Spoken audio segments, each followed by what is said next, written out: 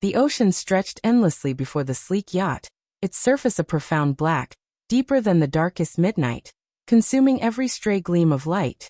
The salty wind carried her father's voice, sharp and biting, his tailored suit as pristine as his disdain. "This journey is for the victorious in-laws," he proclaimed, his sneer flashing teeth unnaturally radiant, too perfect. "No room for the unworthy." His laughter burst forth, a sound crafted for the privileged circle around him, heavy with the aroma of wealth and something darker, something vicious. The group mirrored his amusement, their chuckles blending with the clink of fine crystal. But I stayed silent, my eyes flicking to my wristwatch. 15 seconds until the captain would step down the gangway. 15 seconds until their polished facades would start to crack.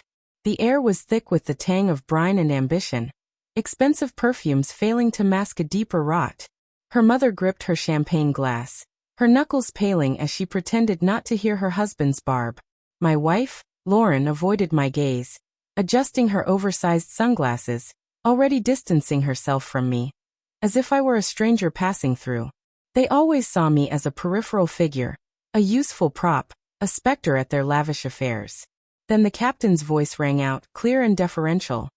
"Welcome aboard your ship, Mr. Daniel." His salute was aimed at me, his tone rich with respect, my name echoing, not theirs. Her father's smirk wavered, then crumbled. Their jaws dropped, like rusted gates swinging wide. For a brief moment, they were speechless. I savored that quiet, letting it burn through me like a sip of aged whiskey. The game had begun. I once believed betrayal was a tempest, shouts, smashed windows, impossible to miss. But betrayal, I learned, is a murmur. It's a slow erosion, a message left unanswered, a touch lingering too long on another's shoulder. One night, at 3:07 a.m., Lauren's phone glowed faintly in our bedroom. Sleep had dodged me for weeks, my mind too restless. The screen lit up. "Thinking of you always." Last night was, followed by a single emoji. No name, no details, just those words carving themselves into my brain.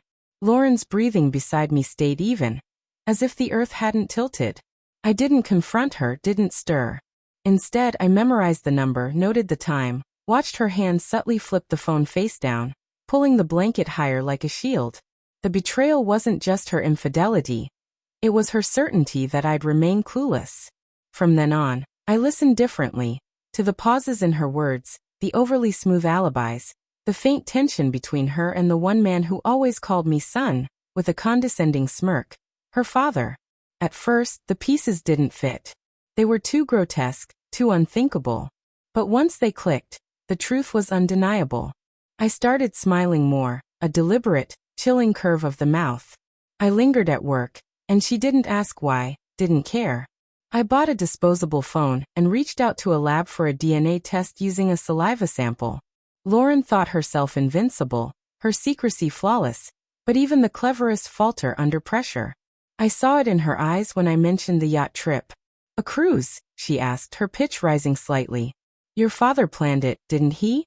A family voyage for his esteemed in-laws." Her smile was strained, never reaching her eyes, a mirror of her father's. That week, I ordered another test, this time using a faded photo and a baby tooth stashed in a dusty box. Not Lauren's, not mine, but our daughter's. The lab didn't pry, they just processed the results. All the while, I played my part, chuckling at her father's jabs, accepting Lauren's public pecks on the cheek, embodying the meek, forgettable shadow they took me for. A yacht is a splendid stage, and an even better snare. I ensured the captain knew who had paid the deposit, slipping him the details with a subtle nod. The envelope in my jacket's inner pocket felt heavy, anchoring me as they boarded, pressing against my chest like a second pulse. Dinner was a display of opulence, silverware with gilded edges, rivers of wine, and laughter that rang hollow against the polished wood panels. I bided my time until the dessert course. Lauren leaned in, her smile softened by too much wine, her guilt buried deep. I set the envelope on her plate, the faint scrape of paper against porcelain cutting through the noise. She stiffened, her eyes fixed on it, then on me. Her hands shook as she opened it, her gaze darting across the pages, blinking rapidly. Then nothing. No defense, no excuse, just a ragged breath, as if her soul had been torn out. Her father snatched the envelope, his eyes scanning more slowly, his jaw tightening as he reached the final line. "Is this a prank?" he croaked, his voice breaking.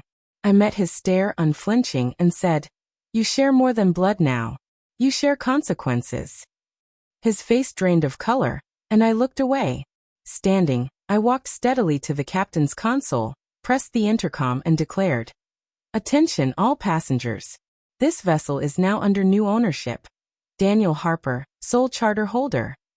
The silence that followed was pristine, almost sacred. I turned to see Lauren's mascara streaking, dark lines like cracks in a shattered window. Her father looked as if he might crumble. "You planned this," she whispered, her voice barely audible. I didn't respond. There was no need. The papers spoke. The DNA results, the paternity confirmation, the timestamps, the call logs from the disposable phone. Her father's number glaring from the page. Black ink on white paper, truth sharpened to a blade's edge. "You were never supposed to know," she murmured. More to the void than to me. I exhaled, then handed the captain a second folder. Pre-signed documents detailing divorce, asset freezes, custody agreements, and a settlement lockdown, all arranged through a forensic accountant I'd hired months ago. One final glance at them. "You can keep each other now," I said and walked away. The night air was sharp as I stood alone on the upper deck. Below, the sea churned, vast and merciless, its darkness a reflection of the truth I'd unveiled. They wouldn't come after me, not yet. I had rewritten their narrative. They had painted me as the weak one, the nobody, but they forgot the strength of a shadow when the light grows cold. I gazed at the stars, listening to the emptiness they left behind, and smiled, not from joy but from finality. "No room for the unworthy," her father had said. He was right.